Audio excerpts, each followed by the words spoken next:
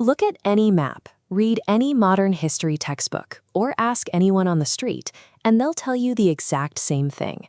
Hawaii is the 50th state of the United States. It's an undisputed fact of American geography.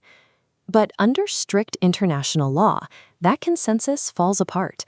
Legally, the Hawaiian Kingdom never actually ceased to exist. Instead, it has been enduring an illegal military occupation for the last 130 years. Dr. Keanu Tsai understands how absurd that sounds to the modern ear.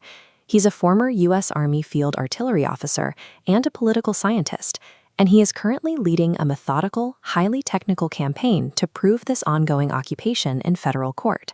He isn't relying on armed conflict or street protests. Tsai's strategy is lawfare. He is using the occupier's own legal codes, treaties, and judicial rules to dismantle the occupation from the inside out. To understand exactly how Dr. Tsai is legally reverse engineering this occupation today, we have to go back and examine the structural flaws of how the United States machinery of takeover was built in 1893. On January 16, 1893, U.S. Marines invaded Honolulu.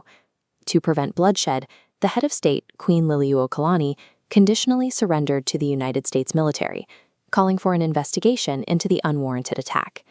That conditional surrender triggered a highly specific set of international rules. Under the laws of armed conflict, specifically the 1907 Hague Regulations, militarily overthrowing a government does not transfer sovereignty to the occupier. Sovereignty legally remains with the occupied state itself. 5 years later, the United States Congress tried to formalize the takeover by passing a domestic law to annex Hawaii. But domestic laws have no extraterritorial effect. An act of Congress cannot legally swallow a sovereign foreign nation across the Pacific Ocean. Because that 1898 annexation was a jurisdictional illusion, the legal transfer of sovereignty to the United States never actually happened. And that exact legal gap is what provides Dr. Tsai with the ammunition to dismantle the occupation today. Dr. Tsai's counteroffensive operates in 3 distinct phases. Phase 1 was verification. In the year 2000, his team utilized the Permanent Court of Arbitration at the Peace Palace in the Netherlands. The arbitration proceedings focused on the unlawful imposition of American laws on Hawaiian subjects. This process ultimately produced an executive agreement between the Hawaiian Kingdom government and the administration of President Bill Clinton. During these proceedings, the U.S. State Department negotiated directly with the Hawaiian government's counsel to broker access to records. Under international law, a state cannot enter into a formal executive agreement with a government it does not legally recognize as having standing. Furthermore, none of the dozens of contracting states in the international legal community protested the court's designation of the Hawaiian Kingdom. Under the rules of customary international law, this widespread acceptance of the court's finding cements the kingdom's continued existence as a state. By securing this unprotested verification on the world stage, Phase 1 successfully established the legal bedrock required to wage a new kind of war inside the occupier's own domestic courts. That brings us to Phase 2, exposure.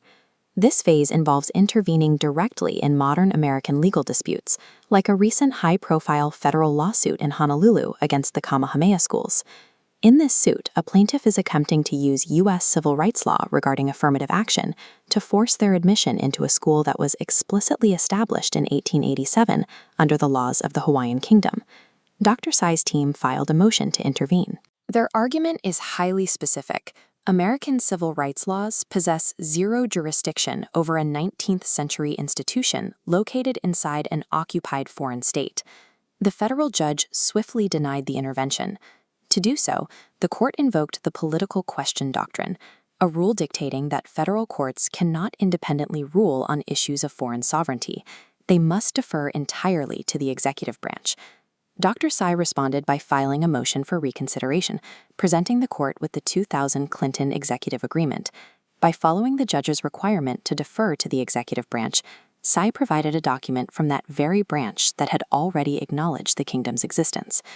Phase 2 is designed to transform quiet domestic lawsuits into unavoidable public collisions, mathematically cornering the American judicial system into confronting its ongoing occupation. So what happens if this strategy reaches Phase 3, resolution, and the occupation formally ends? Under restored kingdom law, Native Hawaiians would see a mass redistribution of land rights, becoming eligible for parcels up to 50 acres at minimal costs.